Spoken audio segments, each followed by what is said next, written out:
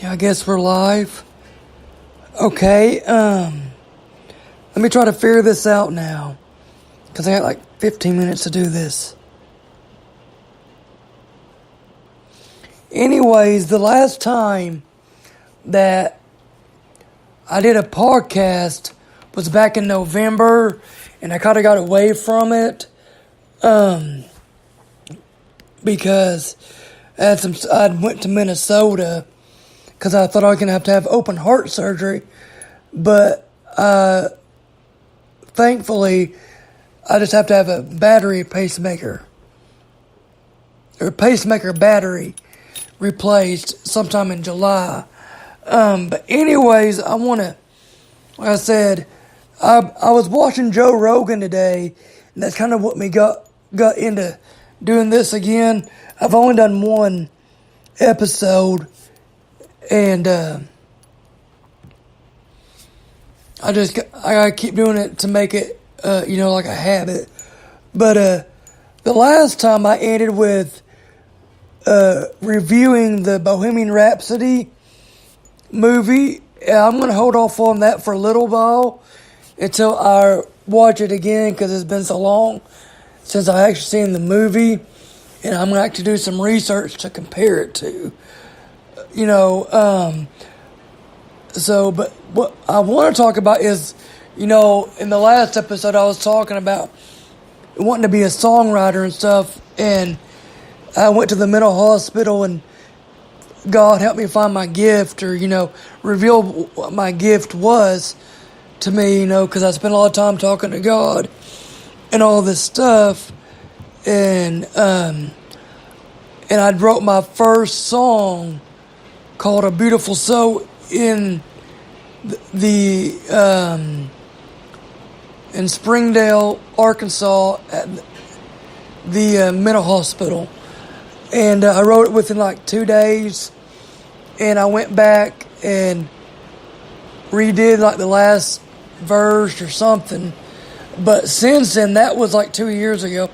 Since then, I've wrote like a total of like 24, 25, 26 songs altogether, ranging from, catchy songs to story songs like Chris and I, to honky-tonk songs to, whatever, And I'm working on a rap song, a hip-hop song, because like I said before, I am very influenced by Eminem.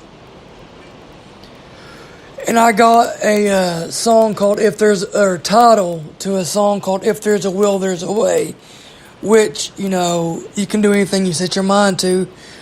First of all, talk to God, and if it's meant to be, it will be. But since November, I've written 6 full songs since then,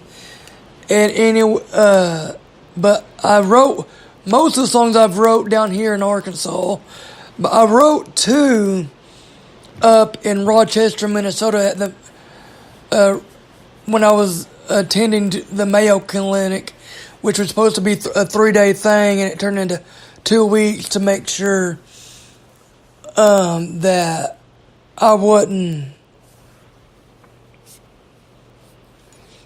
I was going to have to do a open heart surgery, but they said I was really too healthy for that, and it'd do more damage than it would good, so they're going to replace the pacemaker battery in July, which I've told you about that. But back to songwriting. I wanted to write a song about snow and, being in the cold weather and all this stuff. But down here in Arkansas, we don't get stuff like that. So, in the last day that we were there, Minneapolis, which was about 45 minutes from where we stayed in Rochester, it got 6 inches just that night, and that I was telling them up there, I was like, if that happened, if we get 2 inches down here, it just shuts us down, because we're just a, small rural community, small town. But anyways, I wrote a song called "Stuck Up Here in Rochester" about this guy that was stuck in a motel room, and due to the inclement weather, which is in the song, And then I was going through Facebook like the day before or the week before, and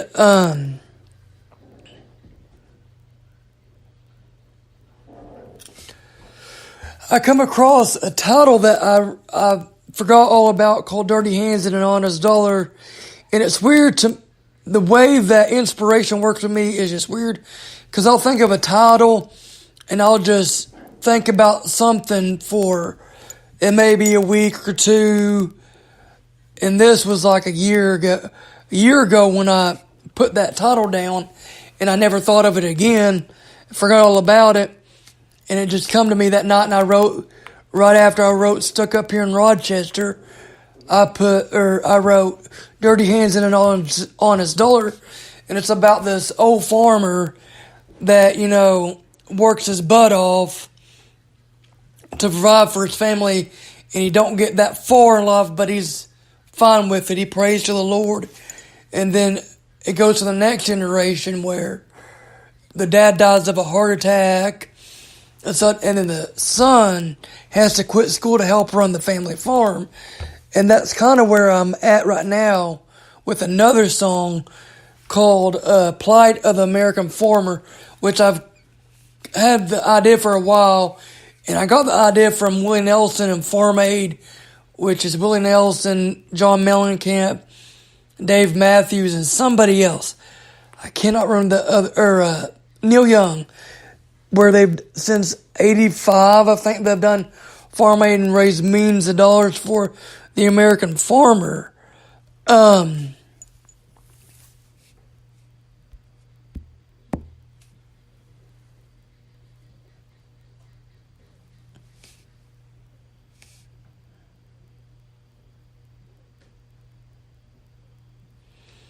Anyways, I was looking up something. Anyways,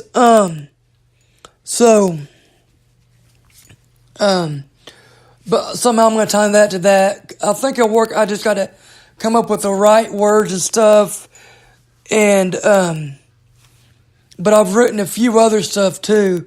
Like I said, I've written 6 full songs since November, which is, I guess, about a song a month, which I never thought I'd even write one song because I wasn't that confident with myself back then. And, in the state of the mind I was in, I was so screwed up on the Ambien and other stuff that, when that come out a very good song, which I don't care if it ever goes number 1 or whatever, but it's very personal to me.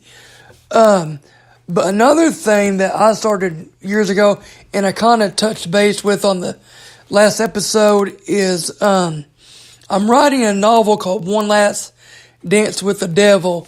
It's about this character, Prudence, the protagonist, the main character in the novel. She's a registered nurse, works at this in the cardiac department of a hospital, and her old boyfriend comes back and tries to kill her. Well, she ends up killing him, and she ends up going to jail, or prison actually, for a few months. Or to a year, I don't know just how I'm going to put it just yet, because of a crooked lawyer that's in the town where I'm basing it off of. And then her life just spirals downhill, and she gets into drugs and prostitution, damn near dying, and she winds up in a mental. I think I'm gonna put her where she winds up in the mental hospital, and she comes back and is a recovering drug addict and alcoholic, and helps the other people, women in her situation, because she's gonna, sell her body for money and all this. I've got the idea, I just got to sit down and write it. And that's one thing I'm real bad about is, I'll do something for a week or two and I'll forget all about it and make it in a habit. So anyways, but I got the idea, which I kind of touched base with in the last podcast, from Cross Canadian Ragweed's song, but really Chris Knight's Hard Edges. And then I was listening to one day I was driving or whatever and listening to Ragweed, which is my favorite band, Cross Canadian Ragweed. And their song, Sick and Tired, I was like, that'd be kind of a cool way to end it. And then also there were some other books I'd read in between that time, like the Tracy Lords biography. She was a porn star back in I think the 80s. I hadn't done any read on her in a long time. I think it was the 80s. And she did like 300 something movies, and I think only one was like actually legal, and no one knew she was underage because she had fake IDs and she looked a lot older than what she really was. And now she's a mainstream actress and all that. And that's where all this stuff ties in together of what my movie's going to be, or not movie, but novel. But another thing is I'm going to talk about is I've got a bunch of favorite authors. My two favorite authors right now are John Grisham and Michael Connelly. I love both them. But the first time I ever heard not Michael Connelly, but John Grisham is I was in high school, and I wasn't a good student in high school, and they stuck me in a chemistry class, and my idea of thinking at that time was, well, I don't need the actual chemistry class to graduate, so I won't worry about it. And the teacher that I had was getting very, very irritated because I wasn't trying. We had multiple choice questions. I was just circling A, B, D, D, just whatever, and get like 13% or 14%, 30%, something like that, And, he finally caught up to what I was doing, and he confronted me about it. And I've never been a good liar, so I was like, I'm just going to come clean with it. And he goes, you're not trying on your test, are you? I said, no, I'm not. And he goes, well, I want you to go to the library, pick out a book that's at least 400 pages and start reading it, because you're going to do something productive in this class.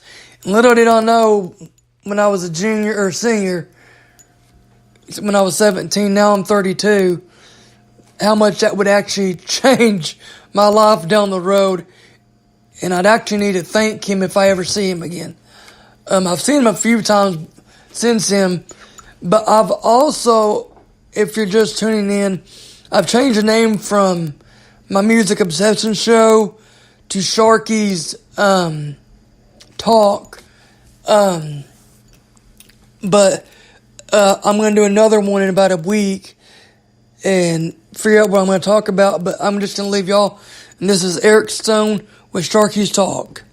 And I'll start off the next one. I just thought of this with how I got the name Sharky. So y'all have a good night.